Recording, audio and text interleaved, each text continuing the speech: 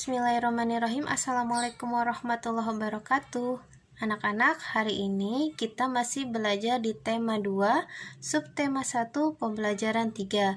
Buka bukunya di halaman 19. Nah, kita fokus pada muatan pelajaran IPS.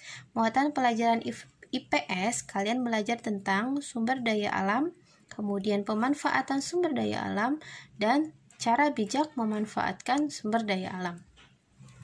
Kita dahului dengan definisi sumber daya alam. Sumber daya alam adalah segala sesuatu yang muncul secara alami yang dapat dimanfaatkan oleh manusia untuk mencukupi segala kebutuhan hidupnya.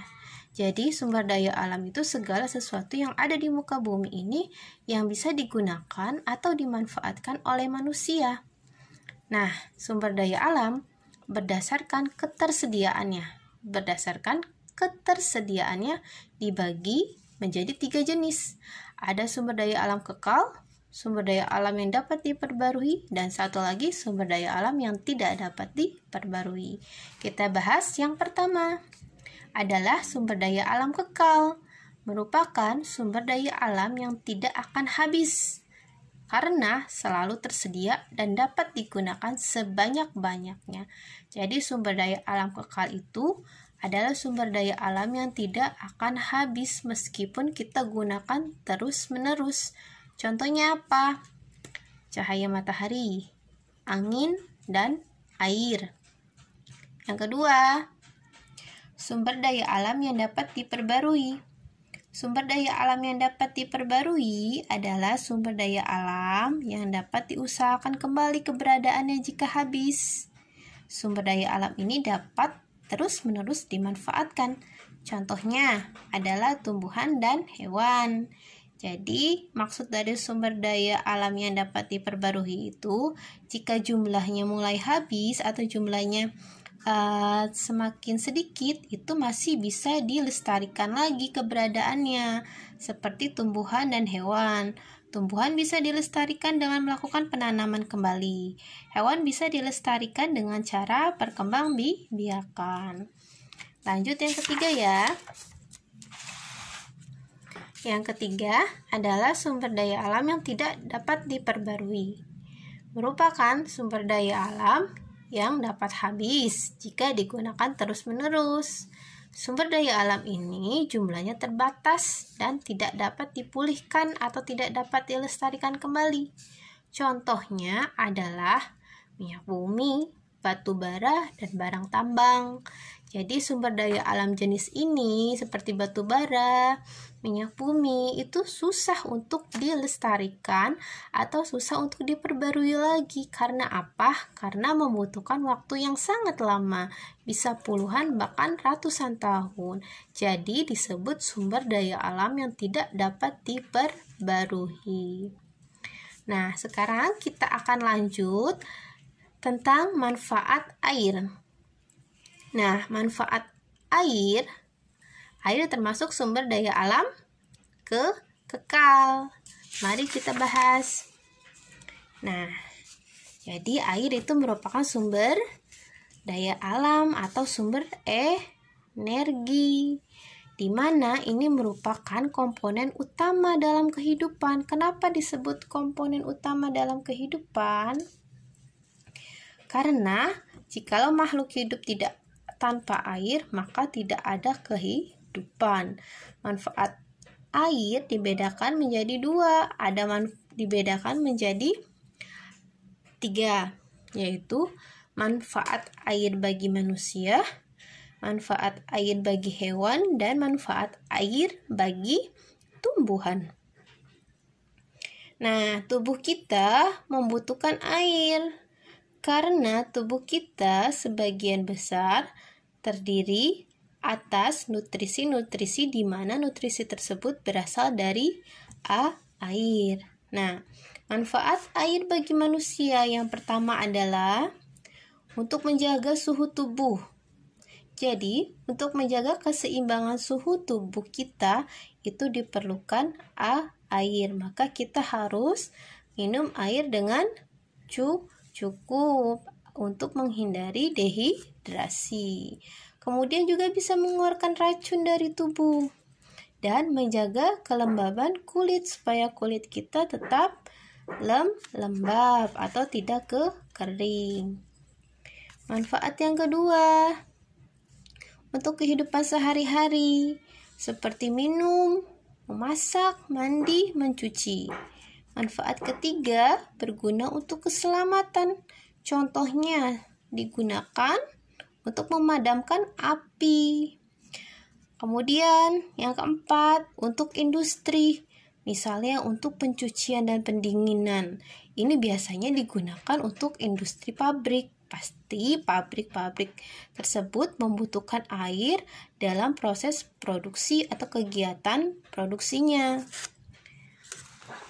Manfaat air bagi manusia yang kelima, untuk menghasilkan listrik. Jadi aliran air dimanfaatkan untuk menggerakkan turbin atau juga bisa untuk menggerakkan kincir air sehingga menghasilkan listrik. Jadi listrik yang kita manfaatkan saat ini di rumah itu berasal dari aliran air yang bergerak, kemudian menggerakkan turbin-turbin sehingga menghasilkan energi listrik. Nah, yang keenam, untuk keperluan perdagangan seperti di rumah makan dan hotel. Di rumah makan dan hotel pasti menyediakan air. 7. Untuk pertanian. Untuk apa sih? Nah, petani ini sangat membutuhkan air untuk mengairi lahan sawah atau lahan pertanian. Kemudian yang ke-8, digunakan untuk peternakan seperti tambak, kolam, keramba. Wah, banyak sekali ya air itu untuk kebutuhan manusia. Atau manfaatnya sangat bermanfaat sekali bagi kehidupan kita. Kemudian yang kedua, manfaat air bagi hewan. Jadi, hewan juga butuh air, tidak hanya kita sebagai manusia. Untuk apa sih manfaat bagi hewan? Pertama, menjaga suhu tubuh. Jadi hewan juga harus menjaga suhu tubuhnya agar apa? Agar tubuh hewan tersebut tetap sehat. Menjaga tekanan darah.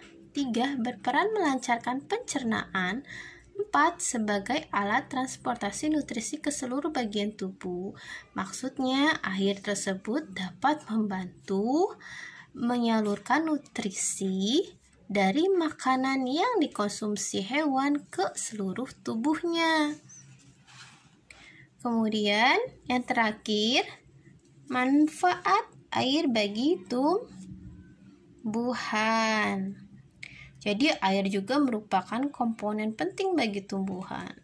Kekurangan air pada tumbuhan akan menghambat pertumbuhan seperti produksi buah, kemudian menghambat proses fotosintesis, atau bahkan bisa menyebabkan tumbuhan tersebut mati. Manfaat bagi tumbuhan diantaranya yang pertama, melarutkan zat-zat hara dalam tanah sebelum diserap akar. Jadi fungsinya air tersebut adalah melarutkan zat-zat hara atau unsur-unsur yang ada di dalam tanah yang bermanfaat untuk tumbuhan sebelum diserap oleh akar. Yang kedua, sebagai proses fotosintesis. Kalian sudah tahu kan apa yang dimaksud dengan proses fotosintesis? Nah, fotosintesis akan menghasilkan zat-zat penting bagi tumbuhan itu sendiri maupun bagi seluruh makhluk hidup di bumi. Jadi, tumbuhan itu butuh air untuk membantu dalam proses fotosintesis.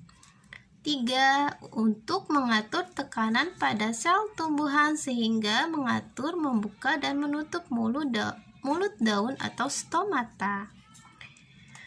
Nah, yang keempat, menjaga agar suhu dalam tubuh tumbuhan tetap baik atau tetap seimbang. Nah, itu tadi definisi dari sumber daya alam dan manfaat-manfaat air bagi manusia, hewan, dan tumbuhan. Nah, balik lagi ke sumber daya alam. Ya, balik lagi ke sumber daya alam.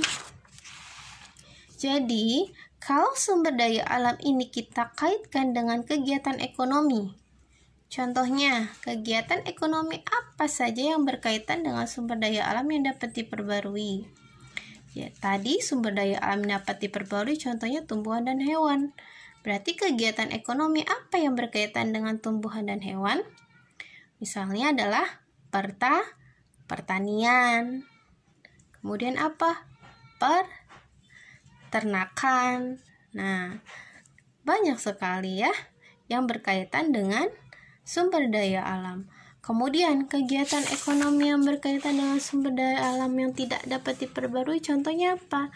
Contohnya seperti penambangan pasir, batu bara, minyak bumi, penambangan bisa juga misalnya penambangan atau penyulingan minyak di lepas laut pantai. Nah, itu merupakan kegiatan ekonomi. Jadi, semua kegiatan ekonomi yang ada dalam kehidupan kita sehari-hari itu pasti selalu berkaitan dengan sumber daya alam yang tersedia.